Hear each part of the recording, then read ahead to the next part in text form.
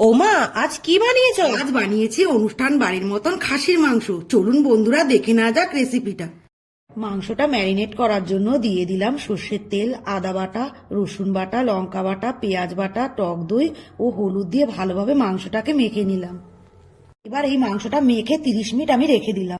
Fry প্যানে আমি সর্ষের তেল দিলাম। তেলটা গরম হলে কেটে রাখা আলু দিয়ে তাতে নুন ও হলুদ দিয়ে ভেজে নিলাম। ভালোভাবে ভেজে আলুগুলি আমি এক এক করে তুলে নিলাম। ওই তেলে এবার গোটা গরম মশলা, তেজপাতা ও শুকনো লঙ্কা দিয়ে দিলাম। এবার কেটে রাখা পেঁয়াজগুলি দিয়ে লাল করে ভাজতে হবে। ভাজা হয়ে গেলে জিরের গুঁড়ো, ধনের গুঁড়ো, কাশ্মীরি লঙ্কার গুঁড়ো, পরিমাণ মতো নুন দিয়ে ভালোভাবে নাড়িয়ে এরপর কেটে রাখা টমেটোগুলি দিয়ে দিলাম। এরপর ম্যারিনেট করা মাংসগুলি তার উপরে দিয়ে দিলাম। এবার মাংসটা ভালোভাবে নাড়িয়ে ভালোভাবে কষিয়ে নিতে হবে। আর এর উপর থেকে আমি কাঁচা লঙ্কা দিয়ে দিলাম।